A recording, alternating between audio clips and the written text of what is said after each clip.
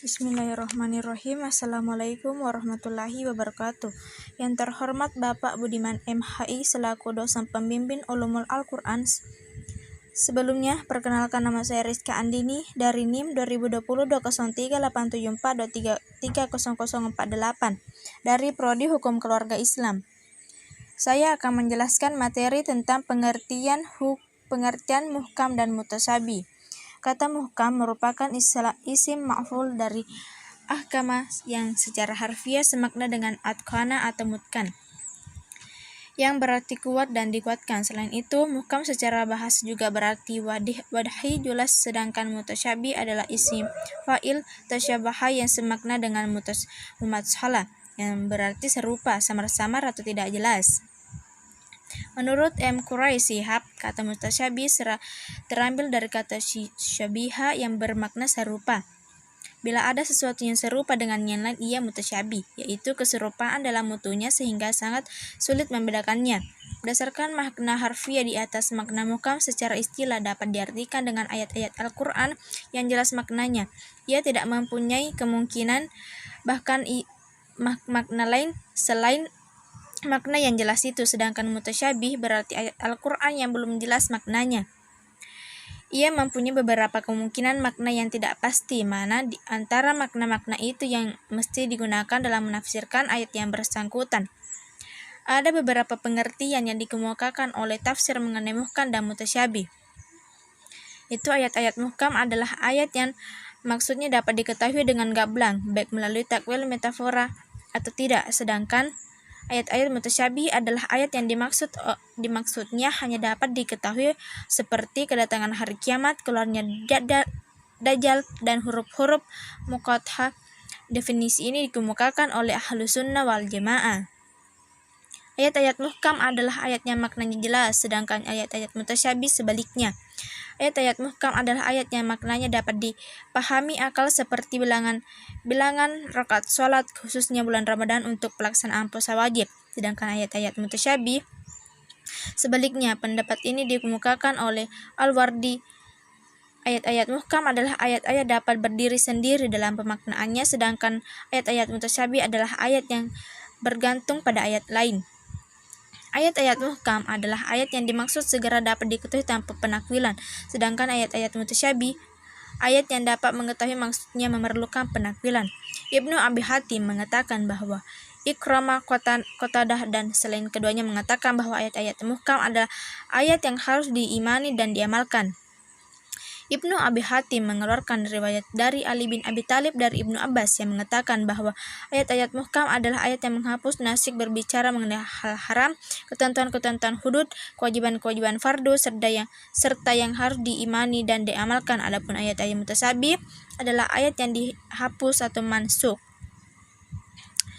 Ibnu Habib An-Naisabur pernah mengemukakan 3 hal pendapat kaitan antara ayat-ayat Al-Quran dan muhkam dan mutasyabih. Pertama, seluruh ayat Al-Quran adalah muhkam berdasarkan firman Allah dalam Quran surah Hud. Kedua, seluruh ayat Al-Quran adalah mutasyabih berdasarkan firman Allah dalam Quran surah Az-Zumar. Ketiga, pendapat yang paling tepat, ayat-ayat Al-Quran terbagi dalam 2 bagian, yaitu muhkam dan mutasyabih. M. Quraisy Shihab, ayat-ayat muhkam adalah ayat yang kandungannya sangat jelas sehingga hampir tidak lagi dibutuhkan penjelasan tambahan untuknya. Ada yang tidak mengandung makna selain yang terlintas dalam benak.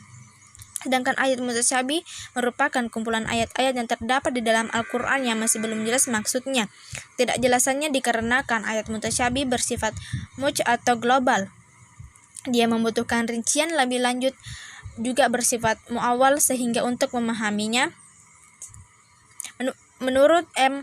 Quraisy Shihab, ayat mutasyabih adalah ayat yang mengandung makna keserupaan yang menimbulkan kesamaran dalam membedakan ciri-ciri masing-masing, sehingga menimbulkan kerancuan bagi yang tidak mantap pengetahuannya. Menurut analisisnya, jumlah ayat-ayat lebih dan mencermati beberapa pernyataan di atas, dapat ditegaskan bahwa ayat-ayat muhkam dan ayat-ayat mutasyabih secara umum memiliki bentuk dan klarifikasi masing-masing.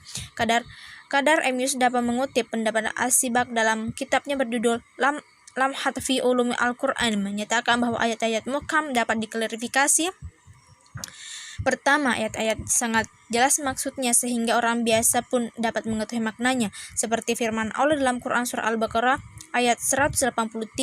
Kata Asyiham dan perintah berpuasa dan dalam ayat ini sangat jelas maksudnya sehingga orang biasa pun dapat mengetahuinya. Kedua, ayat-ayat yang hanya dapat dipahami oleh para ulama yang mendalam dan mantap pengetahuannya berdasarkan ilmu alat yang mereka kuasai seperti ushul fiqh dan kaidah-kaidah balaghah. Hal ini seperti yang terlihat dalam Quran surah Al-Baqarah. Sedangkan ayat-ayat mutasyabih mempunyai 3 bentuk, yaitu mutasyabih dari aspek lafal saja, artinya terdapat lafal tertentu dalam sesuatu yang tidak pasti maksudnya. Mutasyabih dari aspek makna saja, seperti ayat-ayat menjelaskan sifat-sifat Allah, kejadian hari kiamat bagaimana dan kapan terjadinya, surga dan neraka. Semua ini tidak dapat digambarkan secara konkret karena kejadian belum pernah dialami oleh siapapun.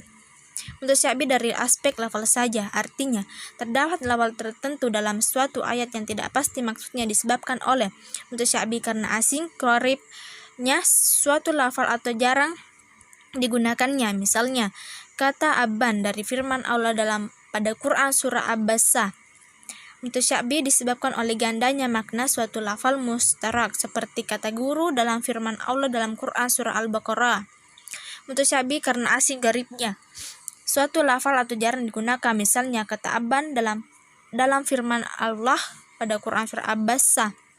Mutasyabih disebabkan oleh gandanya makna suatu lafal mustarak, seperti kata guru dalam firman Allah dalam Quran surah Al-Baqarah. Mutasyabih karena ringkasannya ungkapannya dalam satu ayat, seperti terlihat pada firman Allah dalam Quran surah Al-Baqarah.